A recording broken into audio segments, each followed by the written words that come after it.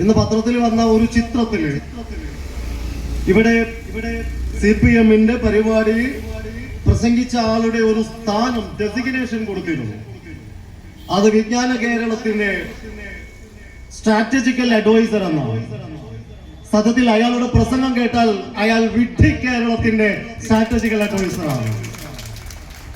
ഞാൻ പറയുന്നത് രാഷ്ട്രീയ ഭിക്ഷാന്തേഹികളെ നമ്മൾ കണ്ടിട്ടുണ്ട്. മാറാപ്പ് വാണ്ടം ഇങ്ങനെ പുറത്തു നോക്കി എവിടെയാണ് തൂക്കിയിട്ട് എവിടെയാണ് ഞങ്ങൾക്ക് അഭയം കിട്ടുക, എനിക്കൊരു സീറ്റ് കിട്ടുക, എന്റെ ഭാവി ശോഭനമാവുക എന്ന് വിചാരിച്ചു നടക്കുന്ന പലരും കേരള രാഷ്ട്രീയത്തിൽ വന്നിട്ടുണ്ട്.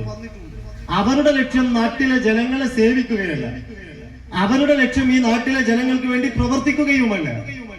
ഒരുപക്ഷെ കഴിഞ്ഞ പാലക്കാട് ഉപതെരഞ്ഞെടുപ്പ് വരെ UDF-ന്റെ കൂടെ ഉണ്ടായിരുന്ന ആളാണ് ഇന്നലെ ഇവിടെ വന്ന് പ്രസംഗിച്ച സരിൻ. ഞാൻ അയാളുടെ പേര് പറയാനല്ല ഇതൊക്കെ പറയുന്നത്, പക്ഷേ ആളുകൾക്ക് ഒരു ആശയക്കുഴപ്പം ഉണ്ടാകാതിരിക്കാനാണ്. അയാൾ കഴിഞ്ഞ ഉപതെരഞ്ഞെടുപ്പ് വരെ UDF-ന്റെ കൂടെയുണ്ട്. അന്ന് പാണക്കാട് തങ്ങന്മാർ എന്ന് പറഞ്ഞാൽ അയാൾക്ക് ഏറ്റവും വേണ്ടപ്പെട്ടവരായിരുന്നു. കഴിഞ്ഞ തെരഞ്ഞെടുപ്പിൽ അയാൾ നിയമസഭാ തെരഞ്ഞെടുപ്പിൽ ഒറ്റപ്പാലത്ത് മത്സരിക്കുമ്പോ അയാൾ പാണക്കാട് കൊടപ്പനക്കൽ ഭവനത്തിൽ പോയിട്ടുണ്ട്. അന്ന് ജീവിച്ചിരിപ്പുള്ള മുസ്ലിം ലീഗിന്റെ പ്രസിഡന്റ് ഹൈദരലി ശിഹാബ് തങ്ങളുടെ അരികിൽ പോയി അനുഗ്രഹം വാങ്ങി എന്ന് അയാൾ തന്നെ പറഞ്ഞിട്ടുണ്ട്.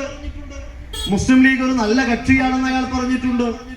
എന്നാൽ ഇപ്പോൾ അയാൾ പറഞ്ഞുകൊണ്ടിരിക്കുന്നത് മുസ്ലിം ലീഗിന് വോട്ട് ചെയ്യുന്നത് RSS-ന് വോട്ട് ചെയ്യുന്നത് പോലെയാണെന്നാണ്.